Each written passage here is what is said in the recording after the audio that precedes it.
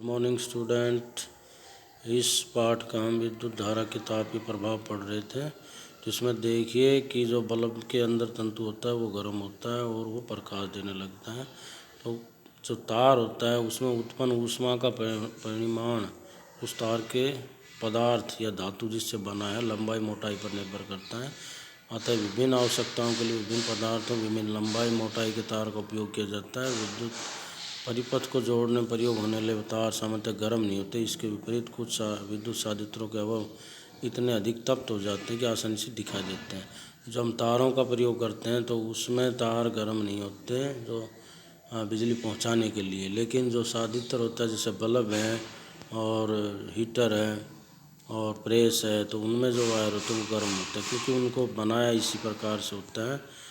तंतु इतने उच्च ताप तक तप्त हो जाते हैं कि दीप्त होकर प्रकाश देना प्रारंभ कर देते हैं। ये आपने देखा होगा।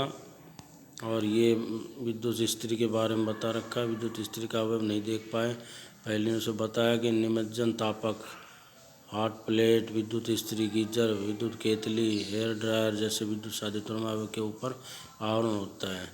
तो आवरण होने के कारण हम ये देख नहीं पाते। ये फिलामेंट बोलते हैं, इसी में तार होते हैं। तो विद्युत इस्त्री का ये तापन अवयव है, यानी हीटिंग एलिमेंट, और ये गर्म होता है जिससे प्रेस गर्म हो जाती है।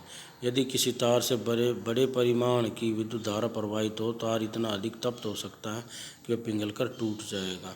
परंतु क्या है संभव कोई तार पिघलकर टूट जाए? आइए इसका परीक्षण करें। तो 14.4 क्रियाकलाप है। जिस विद्युत परिपथ का उपयोग हमने क्रियाकलाप 14.3 में किया था उसे फिर दोहराइए, परंतु इस बार सेल के स्थान पर 4 सेलों की बैटरी का उपयोग करें। तो नाइक्रोम का तार लिया था और तार के स्थान पर इस्पात, यानी इस्पात का कोई जैसे जूना वगैरह होता है ना, उसका स्टील वूल का तार पतली लड़ी बांधिए। इस्पात और उनके जूने का उपयोग, जो जूना होता है स्टील की तार का, उसका उपयोग कर सकते हैं हम। यह किराने की दुकान पर मिल जाता है, तो उसका उपयोग करेंगे। और क्या करेंगे, यदि कमरे में विद्युत पंखा चल रहा है तो स्विच ऑफ कर दीजिए और इसमें से विद्युत धारा गुजारेंगे। तो क्या हो जाएगा, क्या इस्पात ऊन का तार लड़ी पिघल कर टूट जाएगी? तो ये हम करके देखेंगे तो वो टूट जाएगा, क्योंकि ज़्यादा सेल होंगे तो वो ज़्यादा करंट उसमें से विद्युत धारा जाएगी, वो उसको गर्म करेगी पहले, और गर्म कर कर वो पिघलने लग जाएगा। कुछ विशेष पदार्थों से बने तारों से जब अधिक विद्युत धारा प्रवाहित हो शीघ्र पिघल कर टूट जाते हैं। इन तारों का उपयोग विद्युत फ्यूज बनाने में किया जाता है।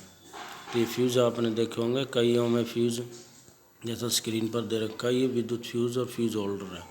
ये होता है जैसे इन्वर्टर में कोई टॉर्च में अंदर लगता है, इसके अंदर एक बारीक तार होता है। कुछ भी जो अगर हाई वोल्टेज या विद्युत करंट प्रवाहित होता है तो ये टूट जाता है अंदर से तार, और ये काम करना बंद कर देता है, यानी सर्किट ब्रेक करता है।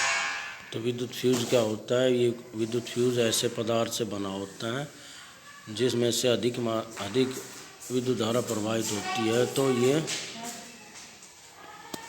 पिघल कर टूट जाते हैं और विद्युत परिपथ में लगे जो अप्लायंस हैं या कोई भी यंत्र लगे हैं उनको जलने से बचा देते हैं। तो प्रत्येक विद्युत परिपथ में से प्रवाहित की जा सकने वाली विद्युत धारा कोई अधिकतर सीमा होती है जिससे उसमें सुरक्षापूर्वक प्रवाहित किया जा सकता है। यदि किसी दुर्घटनावश विद्युत धारा का मान इस सुरक्षा सीमा से अधिक हो जाता है तो तार अति तप्त हो सकते हैं जिससे आग लग सकती है।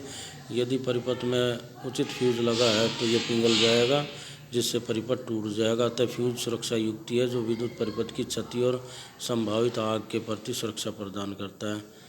तो यह आपने देख लिया भाई फ्यूज की क्या काम आता है। फ्यूज परिपथ में अधिक मात्रा में जब विद्युत धारा प्रवाहित होती है तो परिपथ को तोड़ने का काम करता है, और जिससे वहाँ पर जो हमारी विभिन्न यंत्र प्रयोग में लाए जा रहे हैं वो सुरक्षित रहते हैं, यानी फ्यूज एक सुरक्षा युक्ति है।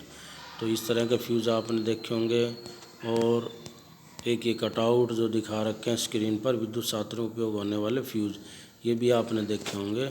तो इसमें जो ये तार है यहाँ से यहाँ लगा हुआ, ये विद्युत फ्यूज का काम करता है। ये SnPb यानी टीन और लेड दो धातुओं से मिलकर बनता है। जो सोल्डर का जो वायर होता है उसी तरह का होता है, और ये पिघल जाता है, पिघलते ही सर्किट ब्रेक हो जाता है। आजकल इन दोनों के स्थान पर एक तो जो ये वाला फ्यूज़ है ये प्रयोग हो रहा है, ये हो रहा है इन्वर्टर में, टॉर्च में, इनमें होता है, बड़े जो यंत्र हैं उनमें होता है, ये फ्यूज़ इनबिल्ड होता है और ये पूरा का पूरा लगता है। इसके बाद आजकल प्रयोग हो रहे हैं MCB बोलते हैं इनको, मिनिएचर सर्किट ब्रेकर, MCBs यानी कि लघु परिपथ विच्छेदक। तो ये अगर गिर जाएंगे MCB तो सर्किट ब्रेक हो जाएगा, अगर ये ऊपर रहेंगी तो सर्किट ये ऑन कर देंगी। तो इस प्रकार का आप देख सकते हैं विद्युत धारा का चुंबकीय सुई का प्रभाव। ये चुंबकीय सुई आपने दिक्सूचक सुई देखी होंगी सर्किट में, इसके ऊपर से तार लपेट रखे हैं, चुंबकीय सुई है। अब जिस दिशा में करंट बहेगा, अब करंट का प्रभाव कहाँ से होता है, पॉजिटिव टू नेगेटिव होता है। तो इसमें यहाँ से करंट बहेगा पॉजिटिव से नेगेटिव की तरफ।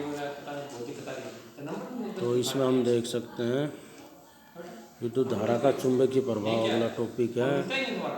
तो कोई माचिस की डिब्बी लेंगे और उसमें हम ये दिक्सूचक सुई रखेंगे और इसको सर्किट में जोड़ देंगे ऐसे। अब क्या करेंगे कि इसमें ऑन करेंगे, ऑन करती आप क्या देखते हैं, हम जानते हैं चुंबकीय सुई एक लघु चुंबक होती है जो उत्तर दक्षिण दिशा की ओर संकेत करती है। जब हमें कोई चुंबक इससे निकट लाते हैं तो सुई विक्षेपित हो जाती है।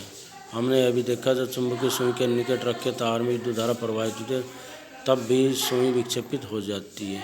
क्या आप इन दोनों परीक्षण कोई संबंध स्थापित करेंगे? क्या किसी तार में विद्युत धारा प्रवाहित करने पर यह तार चुंबक की भांति कार्य करता है? तो ये हम बता सकते हैं कि जब दिक्सूचक सुई के पास चुंबक लाते हैं तब भी रिफ्लेक्ट होती है, और जब इसको परिपथ में इस पर ऊपर से तार लपेटते हैं तब भी रिफ्लेक्ट होती है, यानी कि हिलती है। इसका अर्थ है कि जो तार जो इसके ऊपर लिपटा हुआ है चुंबक की भांति कार्य करता है। तो इसकी खोज किसने की थी? Hans Christian Oersted. सबसे पहले चुंबकीय मतलब विद्युत धारा का चुंबकीय प्रभाव, इसकी खोज जो सामने स्क्रीन पर वैज्ञानिक का नाम दे रखा है इन्होंने की थी, हैंस क्रिश्चियन ऑर्स्टेड। ये नाम लिख लेंगे आप। और ये विद्युत धारा का चुंबकीय प्रभाव है। और इसी प्रकार के परीक्षण ने हैंस क्रिश्चियन ऑर्स्टेड नामक वैज्ञानिक को भी आश्चर्य किया था। वे ऐसे पहले व्यक्ति जिन्होंने ये देखा कि जब किसी तार से विद्युत धारा प्रवाहित होती है तो चुंबकीय सुई में विक्षेप होता है। जब किसी तार से विद्युत धारा प्रवाहित होती है तो वह चुंबक की भांति व्यवहार करता है। इसे विद्युत धारा का चुंबकीय प्रभाव कहते हैं। वास्तव में विद्युत धारा का उपयोग चुंबकों के निर्माण में किया जाता है। तो ये आप चुंबक बना से विद्युत धारा का प्रयोग से चुंबक बना सकते हैं। तो आज के लिए इतना ही, फिर बताएंगे। थैंक